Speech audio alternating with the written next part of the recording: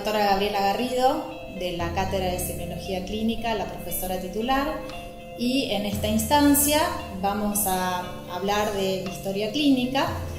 El objetivo nuestro es que ustedes logren apropiarse de la signosintomatología, de aprender a reconocer los signos y síntomas desde la enfermedad, de las enfermedades, y aprender a realizar un examen físico normal y reconocer lo patológico. Es importante que los signos y síntomas se evalúen desde la fisiopatología y desde su relación con la anatomía patológica, y toda esta información volcarla en una herramienta esencial para los médicos, que es la historia clínica. Es importante la relación médico-paciente para poder realizar la historia clínica, y para ello es fundamental tener una visión integral del paciente, saliendo de el paradigma anterior, que era un paradigma cientificista, donde el médico atendía la enfermedad, evaluaba la gravedad de la enfermedad en relación directa al deterioro biológico, y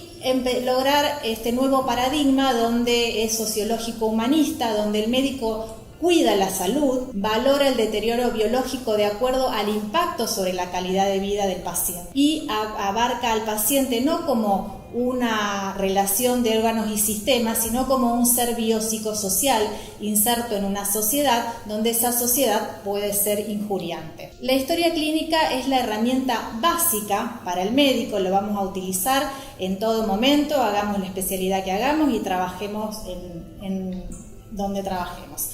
¿Cómo definimos la historia clínica? Como el registro completo de la información obtenida a través del interrogatorio, el examen físico y los estudios complementarios. La historia clínica va a cumplir una función asistencial, de investigación, legal y de auditoría, y es el arma básica del trabajo del médico. La historia clínica debe ser cierta, coherente, entendible, debe seguir un orden. No puede faltarle datos que, aunque sean negativos, sean de jerarquía. Por ejemplo, ponemos el paciente no fuma o no es diabético. Si nosotros no completamos ese dato, otro médico que lea la historia clínica o un enfermero, alguien que va a buscar esa historia clínica, no va a saber si ese dato fue preguntado. A través de la historia clínica es importante llegar al razonamiento médico. ¿Qué es lo que se hace a diario? El paciente nos va a consultar por síntomas y signos, nosotros vamos a hacer un interrogatorio para tratar de obtener la mayor cantidad de datos posibles, y eso va a requerir un razonamiento médico, que es qué diagnósticos posibles me planteo ante ese paciente y qué estudios complementarios voy a pedir para poder llegar a un diagnóstico. Los pacientes en general, cuando consultan por un determinado problema para el paciente. ¿Qué es un problema? Es todo aquello que es una queja para el paciente. Anteriormente, como les decía en el otro modelo, un problema era si el paciente tenía un síntoma o una enfermedad. Ahora el problema puede ser una situación laboral, un problema contextual de la sociedad, y ya no solamente nos abocamos a lo biológico. Vamos a desarrollar en primer lugar la estructura básica de la historia clínica, y después vamos a marcar algunas diferencias entre la historia clínica ambulatoria, la historia clínica de internación, la historia clínica orientada a problemas en el recién nacido y la historia clínica en psiquiatría, que acá se va a referir el doctor José García Riera. La historia clínica tiene una estructura básica que incluye los datos básicos. Dentro de esto tenemos el interrogatorio, que es fundamental en la historia clínica. A partir del interrogatorio podemos llegar al 50% de los diagnósticos si hacemos un interrogatorio exhaustivo y correcto. Después viene la segunda parte, que es el examen físico. Si el paciente tiene un examen complementario previo, lo vamos a anotar en esta parte. Una vez que logramos tener todos estos datos, vamos a hacer la lista de problemas, que es fundamental en la historia clínica.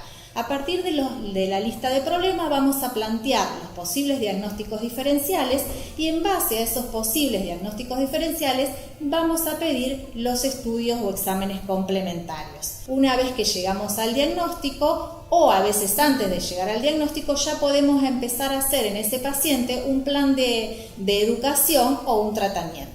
La historia clínica comienza cuando el paciente ingresa al consultorio. Ya el hecho de ingresar al consultorio ya podemos ir obteniendo algunos datos. cómo es su aspecto general, si tiene alguna coloración particular, le damos la mano al paciente para generar confianza. Y también la historia clínica puede estar realizado a un tercero. Por ejemplo, si es un niño, la historia clínica en general o el interrogatorio se lo vamos a realizar a la mamá. Lo mismo puede pasar en un paciente que esté inconsciente o que tenga algún otro trastorno o una hipoacusia severa o algún otro trastorno en el cual no podamos hacer el interrogatorio. El interrogatorio está formado por los datos personales, que incluye todos los datos del paciente: nombre, edad, domicilio, estado civil, procedencia, ocupación. Es muy importante preguntarle el domicilio y además el domicilio anterior, porque puede ser que ahora viva acá en Rosario, pero que el paciente sea originario del Chaco, por ejemplo. Es importante también saber el nivel de estudio que tiene el paciente y la religión.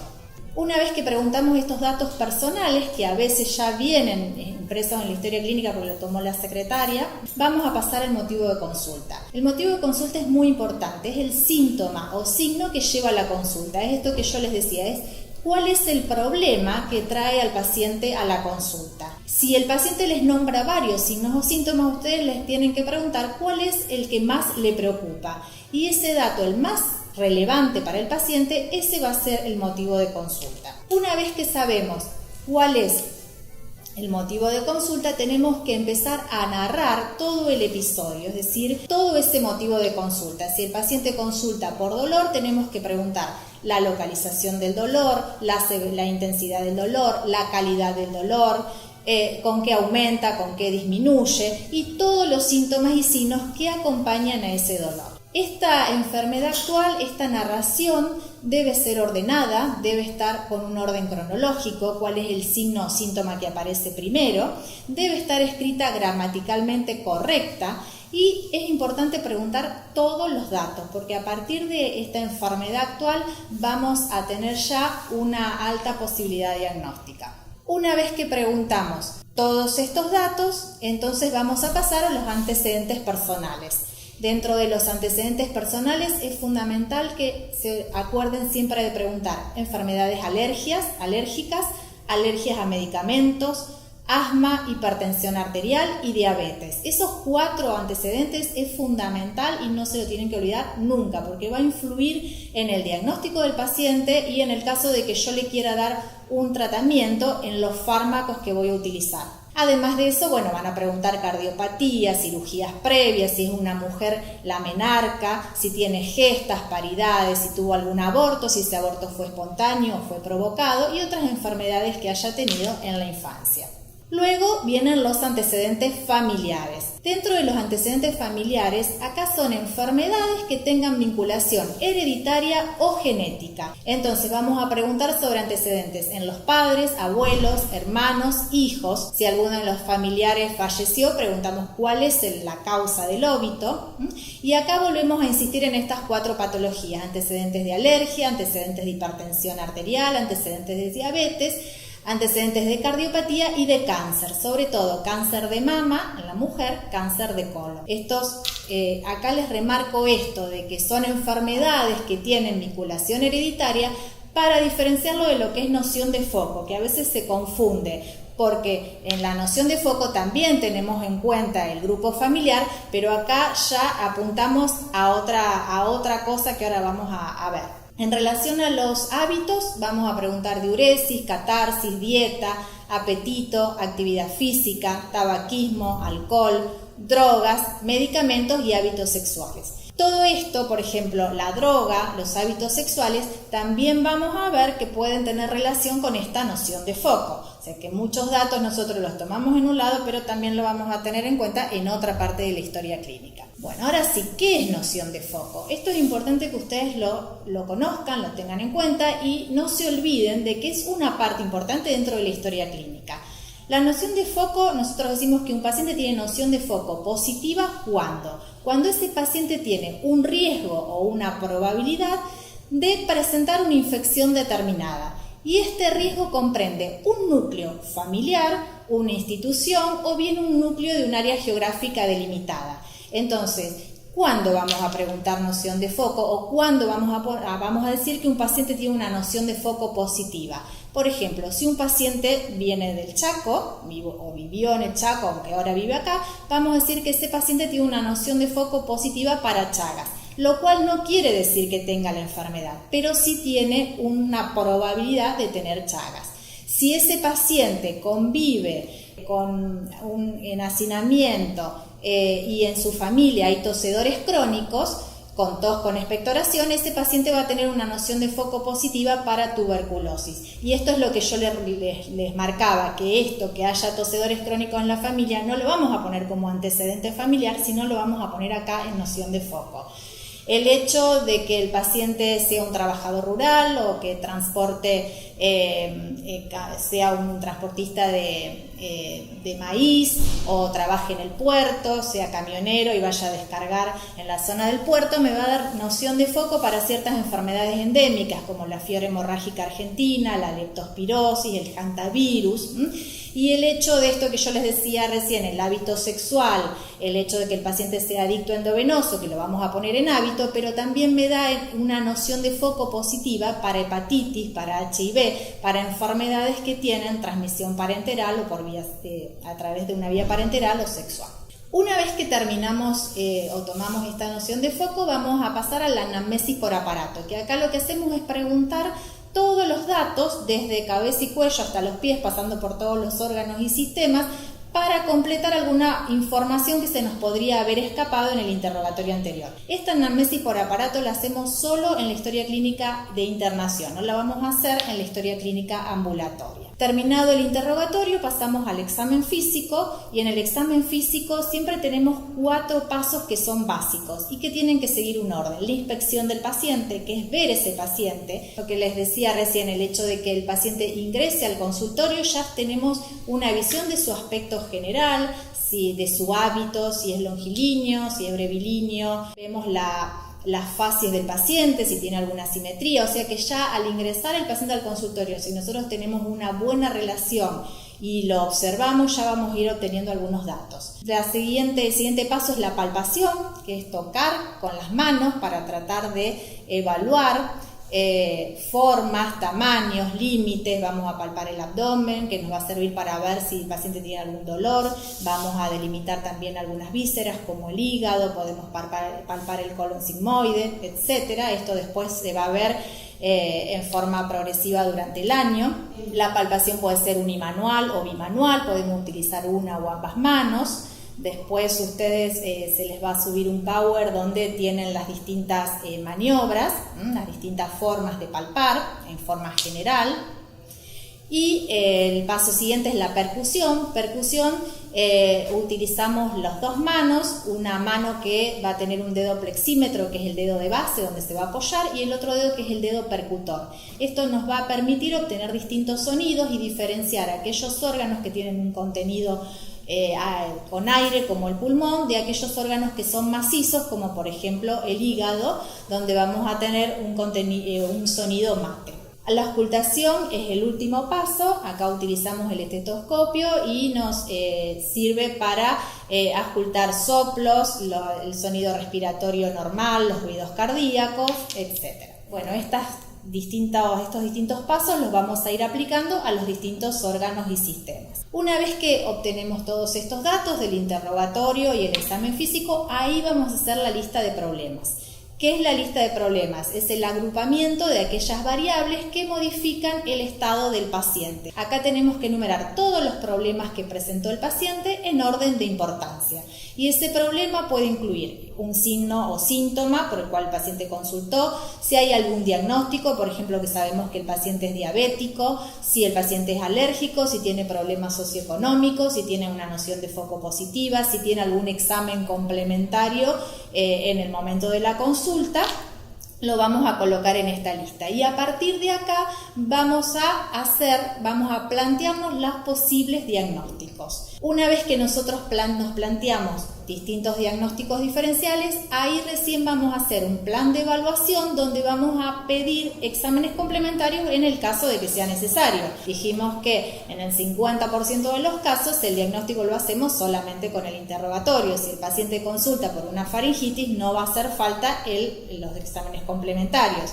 Entonces, en ese caso lo que hacemos es ya implementar un plan de tratamiento o de educación del paciente. Eso también es importante, que muchas veces el tratamiento no es un fármaco, sino es educar al paciente. Si el paciente tiene algunos factores de riesgo para la hipertensión, para cardiopatía, además del tratamiento que le vamos a dar, vamos a tratar de educar para corregir esos factores de riesgos. Bueno, ahora les voy a marcar puntualmente 2 o 3 diferencias entre la historia clínica del paciente internado y la historia clínica del paciente ambulatorio. A diferencia de la historia clínica ambulatoria, que sería este esquema básico, en la historia clínica de internación, una de las diferencias que les marqué es que tiene la anamnesis por aparato.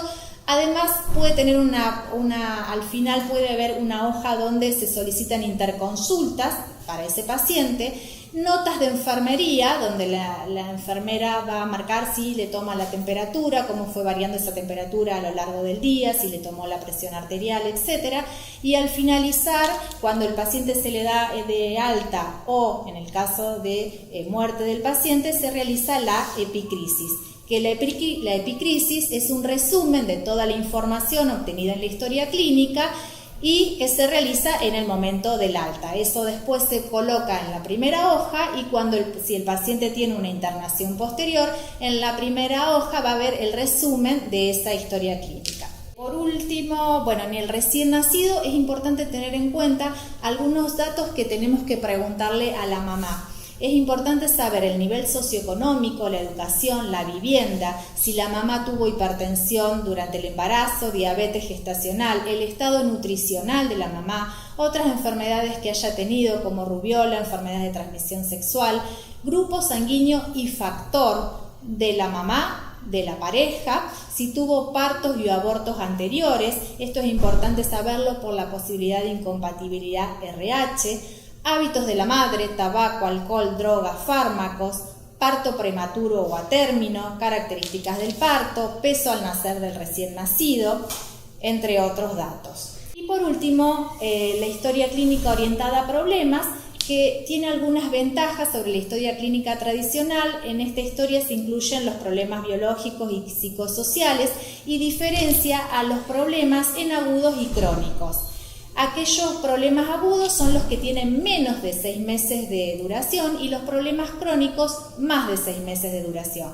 A su vez, estos problemas crónicos los dividimos en activos y pasivos. Activos son los que influyen en el paciente en el momento, por ejemplo, si el paciente es hipertenso o es diabético, y los pasivos son aquellos que pueden influir a futuro. Por ejemplo, un antecedente familiar de cáncer de mama o cáncer de colon sería un crónico pasivo, porque el paciente no tiene en este momento, pero tenemos que tenerlo en cuenta porque es un paciente que tiene más probabilidad a futuro de ser un cáncer. Otra ventaja de esto es que la lista de problemas en este caso es dinámica. Puede ser que un problema que en un primer momento es agudo, después pase a ser crónico.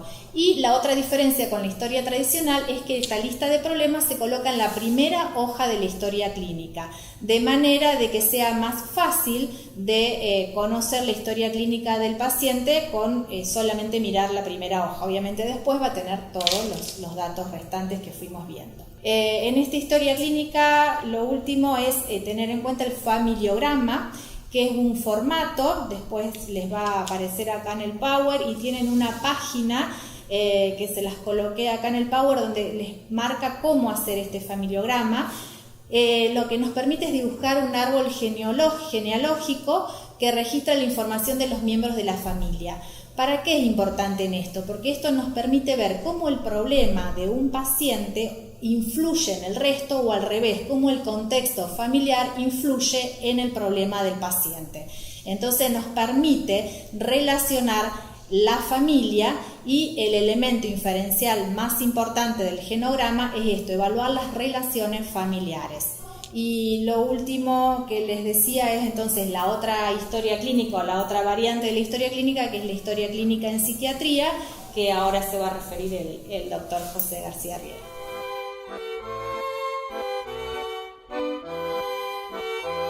Buenos días, mi nombre es José García Riera, soy médico psiquiatra y soy el profesor titular de la Cátedra de Psiquiatría, ese es su nombre histórico, y curricularmente Psiquiatría de Niños. Los contenidos que vamos a manejar aquí están consensuados con la disciplina también Psiquiatría de Adultos. Desde el inicio de la carrera ustedes vienen oyendo hablar y de hecho incluyen nuestros contenidos como contenidos de salud mental. En realidad salud mental es una conceptualización, es un abstracto que de alguna manera trata de acercar a la multidisciplina, con lo cual entrarían distintos aspectos de las ciencias de la salud vinculadas a aquello que llamamos lo mental. De todas maneras, disciplinarmente hablamos de psiquiatría de niños o psiquiatría, como les decía anteriormente, y hablamos de psiquiatría de adultos también disciplinarmente.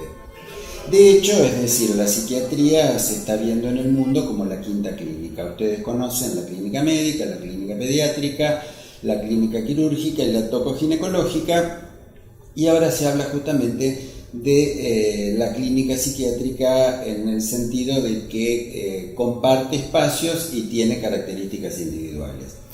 Luego de la medulosa exposición de la doctora Garrido, que realmente ha sido muy clara y muy explícita, la intención un poco de nuestra inclusión y de nuestros contenidos en la currícula pretenden marcar las coincidencias con la historia clínica general y aquellos elementos que podríamos aportar para tener una aproximación, solo eso, una aproximación básica en algunos contenidos vinculados a la psiquiatría.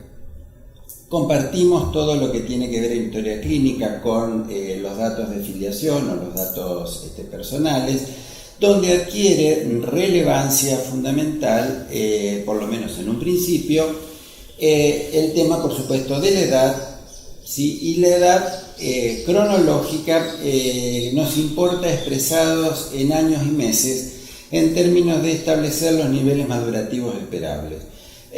¿Por qué esto? Porque en el proceso dinámico que de alguna manera es el crecimiento y el desarrollo, como ustedes habrán visto en el área de primer año, diferencias de meses hacen enormes diferencias en lo que podríamos considerar el desarrollo. También consideramos de vital importancia aquí el informante, ¿sí? Es decir, si bien siempre es importante, como mostraba la doctora, el tema de la inclusión del informante, acá lógicamente, si se trata de un niño, inclusive un adolescente, necesitamos recabar toda una serie de datos que probablemente no nos sean brindados por el sujeto en consulta, sino que vamos a necesitar el aporte de ese informante. Por supuesto que el informante puede estar ligado en forma consanguínea o en forma relacional con el sujeto de consulta, o bien puede ser circunstancial, como podría ser una docente vinculada o implicada en la situación, un efector social, un agente social, un policía muchas veces, es decir, porque recordemos que estamos en permanente intercambio con el medio ambiente, ¿sí? Entonces, con estos conocimientos lo que vamos a tratar de mostrarles es el sentido de nuestra inclusión en la currícula, en función de que ustedes vienen ya observando y aprendiendo contenidos desde primer año, segundo año, ¿sí? Y consideramos que tercer año, con sus áreas de injuria y defensa, es un área bisagra. ¿Por qué? Es un año bisagra, perdón. ¿Por qué? Porque es la intersección entre conocimientos básicos y anatomofisiopatológicos y conocimientos vinculados a la clínica en los años siguientes, en donde, si ustedes observan, el objetivo de nuestra disciplina es ir desplegando los conocimientos en mayores niveles de complejidad para llegar así a la última instancia, que es la práctica final, donde van a ver, dentro de unos años obviamente, que vamos a trabajar la aplicación práctica de todos estos contenidos en forma integrada mediante un caso clínico. Entonces, vuelvo a lo que les estaba comentando anteriormente respecto de datos de filiación, importancia del informante. Bien, en lo que es motivo de consulta dependerá de lo que, se ha planteado como demanda en ese momento, que puede ser de urgencia subjetiva, puede ser una auténtica emergencia o puede ser una consulta de orden electivo o de orden del asesoramiento, como decía la doctora, porque no necesariamente tenemos que prescribir un tratamiento, sino que en realidad también muchas veces la gente demanda orientación, demanda educación, lo que nosotros llamamos en el campo de la especialidad la psicoeducación. La enfermedad actual requiere un desarrollo semejante al planteado en el modelo que ha organizado la doctora y ha explicado exhaustivamente, y donde vamos a encontrar un dato o donde vamos a profundizar además es en los antecedentes. Le vamos a dar gran importancia a lo que nosotros denominamos antecedentes evolutivos. Estos antecedentes evolutivos en realidad son recuperación de la normalidad vista en crecimiento y desarrollo que lo vieron a través de los conocimientos vinculados a Freud y a Piaget, donde ¿qué vamos a encontrar en los antecedentes evolutivos y qué vamos a pesquisar? Vamos a pesquisar nada más y nada menos que el desarrollo y su relación armónica o disarmónica con el crecimiento. ¿Sí? Entonces, si aquello que tiene que ver con lo funcional es coincidente con aquello que está vinculado a lo biológico. Así entonces tendrán importancia todos los antecedentes del embarazo, del parto, de los primeros meses, de la adquisición del lenguaje, de la adquisición de la marcha, aquello que ustedes vieron como regiones primaria, secundaria, terciaria, las regiones circulares, ¿sí? La etapa del control esfinteriano, los ingresos escolares, por supuesto todo lo que esté vinculado al sujeto acorde a la edad, ¿sí? Bien, esto sería en términos generales lo que hace a la obtención de datos en la anamnesis. También vamos a tener en cuenta los antecedentes patológicos, los antecedentes familiares, en donde también sí vamos a darle especial importancia a aquellas perturbaciones o desviaciones de la norma que se puedan presentar en el campo de la salud mental, ¿sí?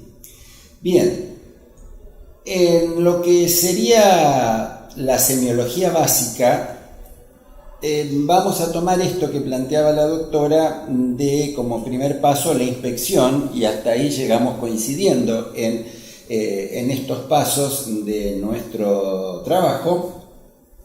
¿Qué vamos a observar? Vamos a observar las características de quién está delante nuestro, según la edad, si hay mayor inhibición o menor inhibición, si está inquieto, si se está muy apegado al informante, si el informante es la madre, si la madre se muestra permanentemente interviniendo, si nos permite acceder a ese niño o a ese adolescente o no.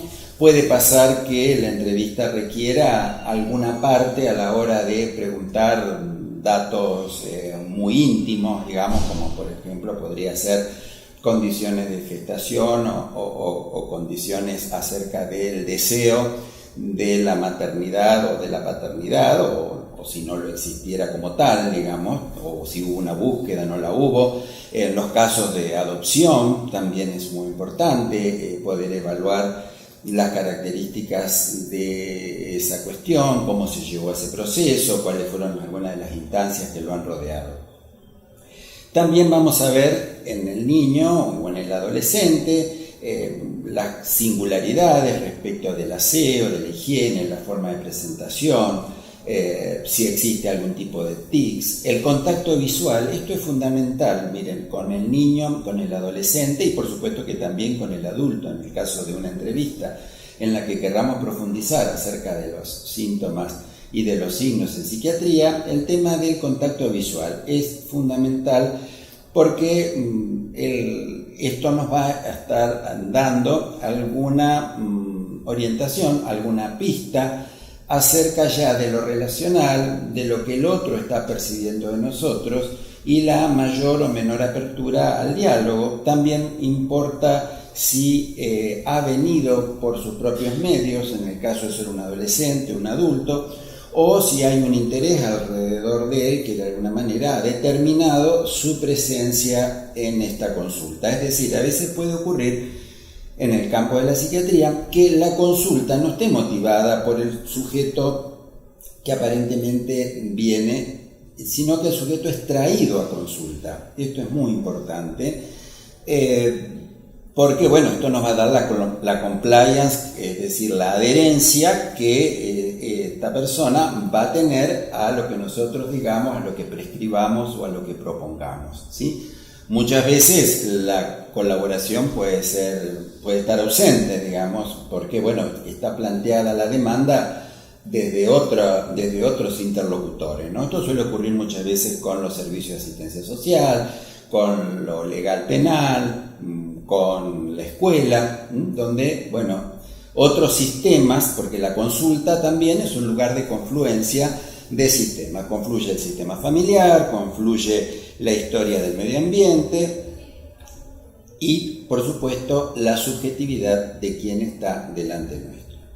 Otro elemento que podemos utilizar en el caso de la anamnesis, que nos va a brindar algunos datos, es pedirles que tanto al informante, en el caso de ser un familiar directo, como al sujeto, así es que puede expresarlo, pedirle que nos cuente cómo es un día suyo, ¿sí? Qué hace un día de semana y qué es lo que se hace un día de fin de semana, porque bueno, esto nos va a dar determinadas características acerca de la organización familiar, los roles, el mayor o menor cuidado, la mayor o menor atención, ¿sí? A veces nos encontramos con que el cuidado de niños pequeños queda en manos de adolescentes por distintas razones. Nos podemos encontrar con familias monoparentales, familias ensambladas, en fin, vamos a encontrar un espectro muy amplio en lo que tiene que ver con las redes familiares y con las redes sociales, ¿sí? También, bueno, es importante explorar cuál es la inclusión de este sistema dentro del sistema social, cuáles son las carencias, cuáles son las exigencias a las que están sometidos. Bien, y entonces ahora aquí ya nos abrimos un poquito de lo que le proponía la doctora, en donde el proceso de la investigación semiológica en psiquiatría ya va a tener características de mayor especificidad y hacia dónde vamos a investigar. Entonces, tenemos que tener en cuenta que cuando nos planteamos la semiología básica en psiquiatría, vamos a tener datos subjetivos, es decir, lo que el sujeto o los informantes nos relatan, lo que nos cuentan acerca de ellos. Datos objetivos, que es aquello que nosotros vamos a ver en el curso de la entrevista, lo que en parte decíamos antes en base a la inspección. También puede haber otras cuestiones, como por ejemplo, cuando indagamos acerca de ansiedad y pueden negarlo como síntoma y sin embargo encontramos datos, alguien que se mesa los cabellos, retuerce las manos o que tiene la mirada expectante o un exceso de alerta o un sobresalto. Y también vamos a encontrar aquellos datos que consideramos subjetivo-objetivables, es decir, que los relata el sujeto, pero también los objetivamos nosotros, es decir, los observamos. Sería alguien que dijera, me siento nervioso, me siento ansioso, y bueno, mientras hace eso se retuerce las manos o mueve los pies en un signo de inquietud. La evaluación siempre la tenemos que hacer desde aquello que hemos llamado, se llama, e insistiremos desde el primero al último, del primer momento de ingreso a esta carrera y al último momento, es decir, el egreso, que es la evaluación desde la triple mirada. ¿Esto qué quiere decir? Quiere decir que vamos a identificar y debemos identificar los síntomas y signos de orden biológico, debemos identificar los síntomas y signos del orden emocional y debemos identificar síntomas y signos que estuvieran vinculados al orden ambiental, ¿sí? Entonces, ¿cómo vamos a desarrollar la semiología? ¿Cómo vamos a hacer nuestro ejercicio? Nuestro ejercicio lo vamos a hacer a través del examen de aquello que conocemos como las funciones psíquicas. ¿Qué son las funciones psíquicas? Bueno, las funciones psíquicas son todas aquellas justamente derivadas de los procesos, de lo que llamamos procesos mentales para algunos, de lo que llamamos procesos emergentes de la actividad del aparato psíquico para otros, y a todo esto siempre debemos tener en cuenta el factor de la interacción. Siempre estamos en intercambio con el medio. Debemos recordarlo porque somos modificadores del medio y el medio nos modifica independientemente de nuestra voluntad. Esto va a dar lugar a lo que ustedes van a conocer en el desarrollo de Injuria como los llamados procesos epigenéticos. Entonces, volviendo ahora a lo que consideramos las funciones psíquicas, vamos a evaluar la actividad intelectual, vamos a evaluar la actividad volitiva, vamos a evaluar la actividad afectiva y vamos a evaluar la actividad motora. Lo intelectual lo vamos a tener relacionado siempre a aquello que conocemos como cognición. Cognición es más amplio que lo intelectual. Lo intelectual puede estar aumentado, disminuido dentro de una norma, pero la cognición es superadora porque podemos tener mayor o menor nivel intelectual y la cognición la trasciende. Entonces, ¿cuándo vamos a hablar de cognición? Cognición es aquello que nos hace tener contacto con el medio. Es aquello que nos permite el registro del medio y el autorregistro, es decir, el registro acerca de nosotros mismos. Dentro de la cognición podemos considerar lo que se llaman las funciones cognitivas básicas y las funciones cognitivas superiores. Acá es importante hacer una aclaración. Las funciones cognitivas básicas no son exclusivamente humanas, ¿sí? Corresponden a mamíferos complejos, corresponden a seres vivos inferiores, abarca a los reptiles, ¿sí? Inclusive, para que nos quede claro hasta dónde llegan las funciones cognitivas básicas, llegan hasta los insectos o los vermis, aunque más no sea como una actividad refleja. Y ahora paso a explicar esto. Mientras que las funciones cognitivas superiores son exclusivamente humanas, ¿sí? Es decir, son justamente producto de la evolución filogenética y el desarrollo de esta estructura que nos distingue a los humanos aún de nuestros parientes más cercanos, que son los primates, ¿sí? Que es el lóbulo frontal. La corteza frontal y la corteza prefrontal son las estructuras fundamentalmente vinculadas a la cognición.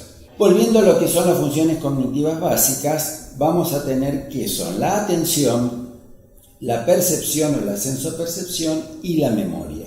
Básicamente en estos seres vivos que hemos hablado anteriormente del mundo animal, la atención va a estar como mínimo vinculada a la detección de la presa, a la detección del predador y a la detección del alimento y a la detección del objeto de apareamiento. A veces yo pongo como ejemplo, bueno, nuestro perro, nuestra mascota de casa, de nuestra casa, no de cazar con Z, ¿no? ¿Tiene atención? Sí. Lo llamamos por el nombre y se da vuelta, viene, algo hace, ¿sí? Bien. ¿Tiene percepción? ¿Tiene sensopercepción? Sí, nos ve, nos oye. Y en estructuras más pequeñas y más precarias vamos a tener una respuesta tipo estímulo-respuesta. Toquen un helminto, toquen un gusano con un palito y se va a arrollar. Algo va a ser, como un modo de defensa, ¿sí? Hagan un gesto ante una tortuga y se va a meter adentro de su caparazón. La memoria es la memoria de la especie. En las estructuras inferiores es para reconocer el alimento, es para reconocer el predador, es para reconocer el objeto de apareamiento, ¿sí?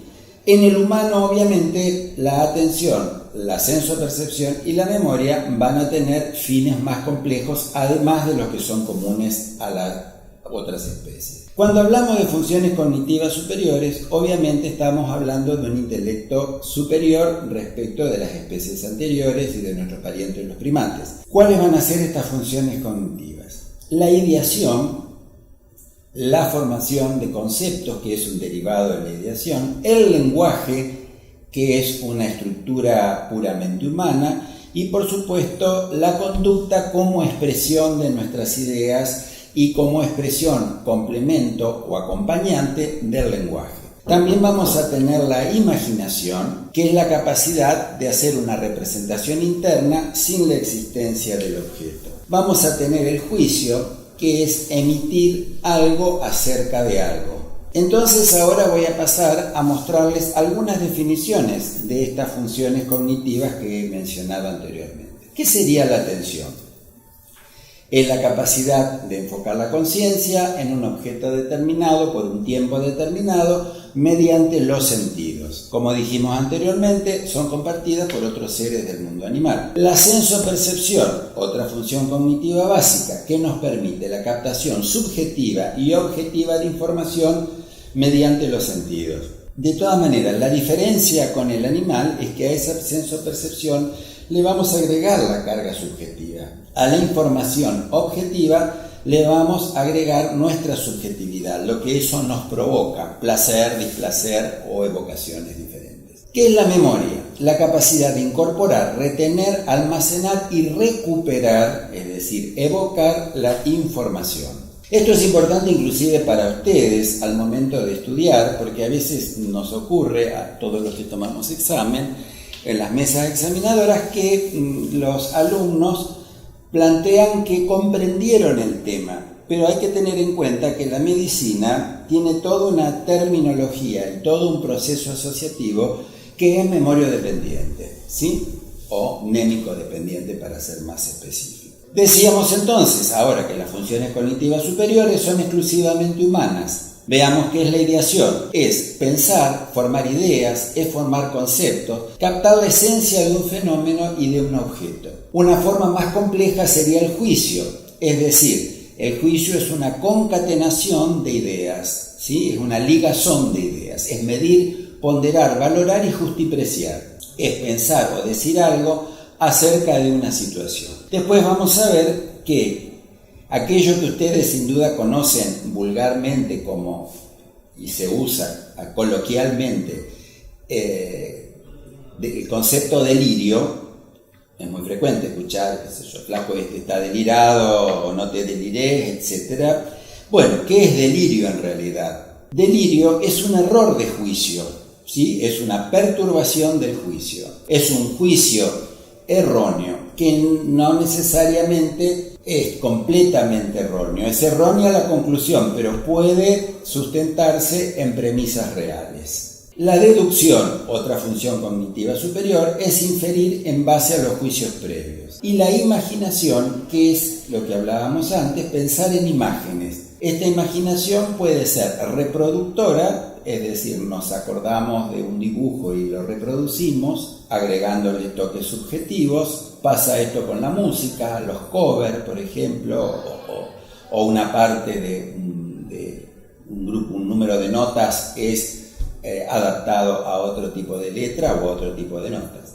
O, francamente, creadora, como la genialidad de grandes artistas que han dejado su obra. Síntomas cognitivos e intelectuales. Podemos encontrar modificaciones de la atención, a veces son patológicas, no necesariamente pueden ser patológicas.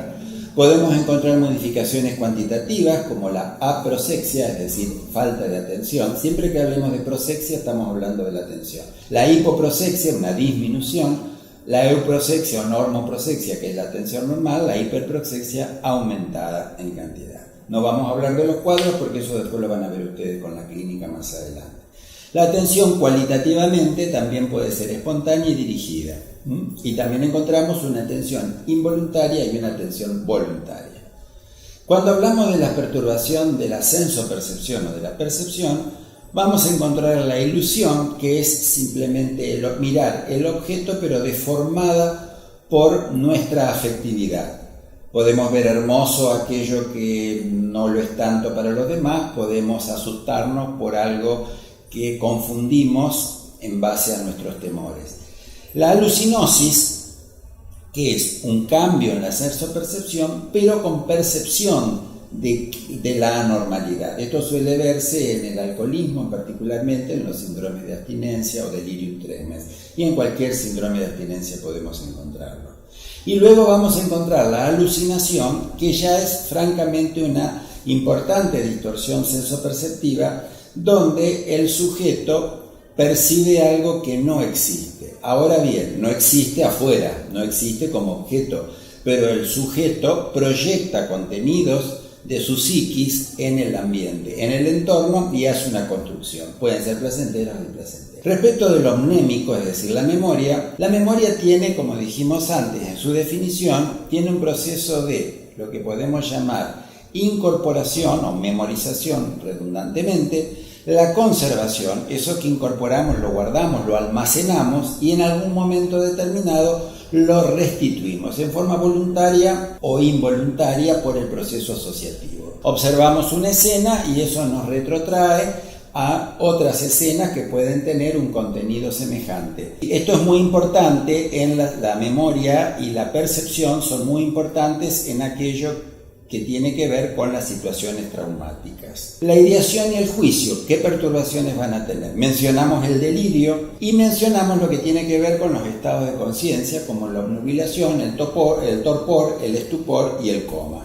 El pensamiento como actividad global se va a reconocer a través de su producción. ¿Cuál va a ser la producción?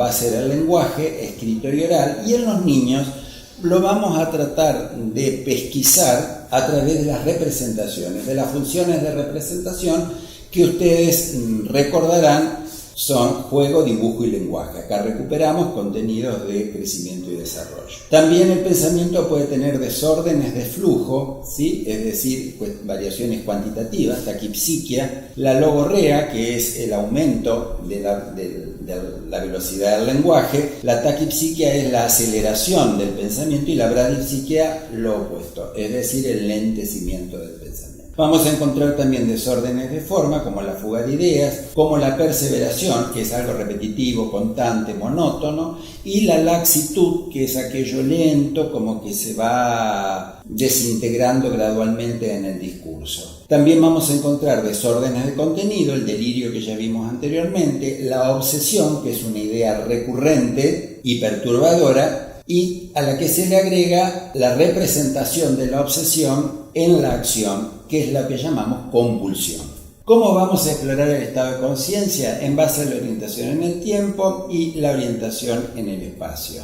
También en el niño, en el adolescente, podemos preguntarle para tener idea acerca de la orientación en el tiempo y la orientación en el espacio, dónde vive, en qué vino, si tardó mucho en venir, si tardó poco, cuánto falta para su cumpleaños, cuánto hace que fue su cumpleaños. Esto importa en términos de que los hechos que más va a registrar un niño y un adolescente es lo que tenga resonancia, aquello que tenga resonancia afectiva.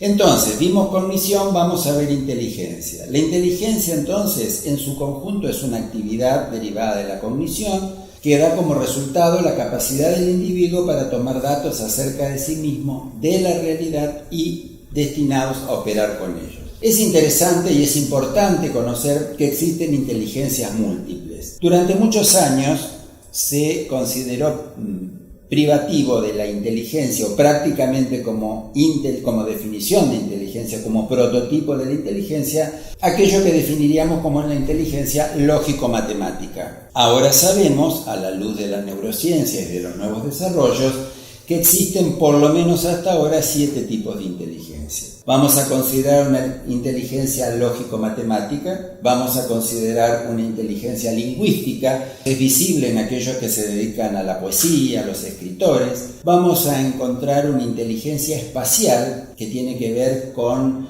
las proyecciones arquitectónicas, con el trabajo 3D, una inteligencia corporal, que tiene que ver con lo cinético, de ellos serían los atletas, los cirujanos con sus destrezas manuales, una inteligencia musical que tiene que ver con la creación musical, una inteligencia intrapersonal resulta facilitadora de las relaciones humanas y una inteligencia interpersonal que de alguna manera la podemos observar, para bien o para mal, en políticos, empresarios y este tipo de personas. Yo pondría también como un dato de la interacción con el ambiente, que obviamente si no existiera, por ejemplo, el 3D, no habríamos descubierto necesariamente un aspecto de la inteligencia espacial. Probablemente la arquitectónica hubiera quedado asimilada a la lógico-matemática. Esto lo pongo en términos del intercambio con el medio como resulta facilitadora de la aparición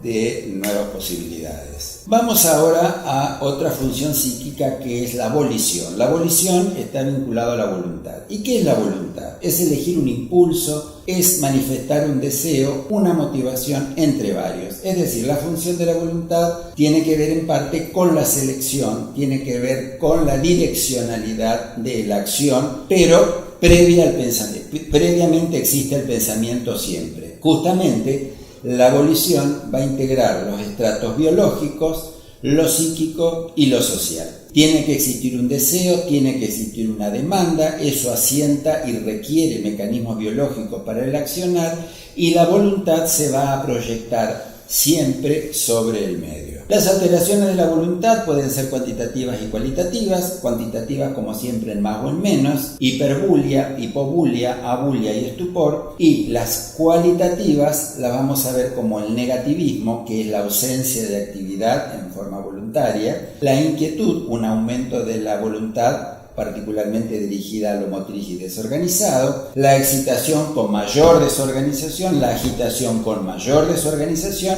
y la agresividad, que ya sería una forma superlativa de manifestación de la voluntad.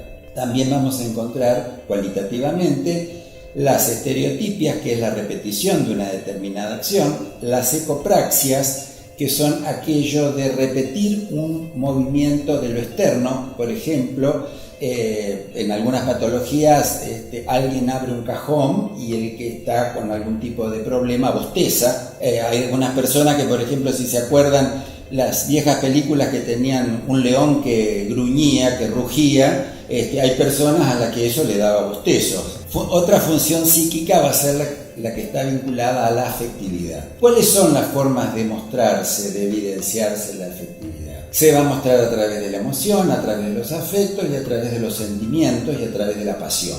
¿Qué es la emoción? La emoción es un movimiento afectivo que es brusco, que es intenso, puede ser agradable o no, pero es breve y tiene una constelación vegetativa. Los afectos, en cambio, son más estables en el tiempo y en el humor, forman parte del humor, no irrumpen, perduran en el tiempo y no hay un cortejo vegetativo. Los sentimientos son estados pasivos del yo, le ocurren, no los genera, vienen desde afuera de alguna manera. ¿Qué síntomas afectivos vamos a encontrar? La tristeza, que es un sentimiento displacentero, la euforia, que es la polarización placentera de la afectividad psíquica o vital, la angustia, que va a ser el miedo a lo desconocido con una representación somática, muchas veces precordialgias, epigastralgias y opresión a nivel de garganta, que esto va a ser un motivo de consulta bastante frecuente en las guardias, en los domicilios, porque se vuelve una urgencia subjetiva y en donde importa establecer el diagnóstico diferencial con algún otro tipo de entidad clínica. Vamos a encontrar la ansiedad, que muchas veces se pone como sinónimo de la angustia, pero no es lo mismo. La angustia tiene una representación física y la ansiedad tiene una representación psíquica. Es una expectación psíquica que es penosa, que da aprensión, que da alarma, es generalizada, invade todo, genera duda, genera inseguridad, genera inquietud, desasosiego y sí puede tener un correlato como la disnea suspirosa, donde también obviamente tenemos que hacer los diagnósticos diferenciales con la clínica general. la indiferencia, que es la ignorancia del entorno y de sí mismo, y la catatonía, que es un estado de desconexión generalizada. Puede estar también el afecto inapropiado. ¿Qué es esto? Una manifestación discordante con el contenido de la ideación. Alguien que le dan una mala noticia se siente triste pero no puede parar de reír. Dentro de las manifestaciones de la afectividad, otra forma, me quedó la pasión, que no está en el Power, pero bueno, lo registramos y se los cuento. La pasión es una descarga afectiva intensa, incontrolable, es una deformación de la realidad por la afectividad. La pasión la vamos a ver particularmente en las canchas de fútbol, ¿no es cierto?, en algunas manifestaciones que generalmente están hasta reñidas muchas veces con las buenas costumbres, con el vocabulario. Está dirigida hacia la idealización exagerada de un objeto o a la vituperación, es decir, al desprecio absoluto de un sujeto o objeto. La pasión ha sido causa de muchas situaciones catastróficas y que gran dolor ha provocado, pero también es inherentemente humana. Respecto de la actividad motora, que también es otra función psíquica y que se integra con las estructuras biológicas, vamos a encontrar la inquietud, que representa un aumento de la actividad con desorganización, la excitación, que tiene un mayor grado de inquietud y desorganización, la agitación, que ya es superlativo el nivel de aumento de la actividad mayormente desorganizada. La inquietud puede tener características organizadas cuando es fisiológica. Por ejemplo, cuando ustedes están previo a rendir, preparando una materia, o ante una situación que les genera un cierto grado de alerta fisiológica, un cierto estrés adaptativo, un monto de estrés adaptativo, bueno, van a tener un aumento de la inquietud, pero no va a estar desorganizada. Todo esto puede transcurrir con o sin agresividad. Con esto hemos terminado un poco la evaluación de los síntomas y signos que de alguna manera plantean para desplegar en cuarto año lo que sería el nudo siguiente, el nudo conceptual siguiente, que serían los grandes síndromes semiológicos a tener en cuenta. Pero bueno, eso lo veremos después en clínica pediátrica. Muchas gracias por su atención y bueno, estamos a disposición para las consultas que sean necesarias, que las evacuamos justamente en la cátedra de Psiquiatría.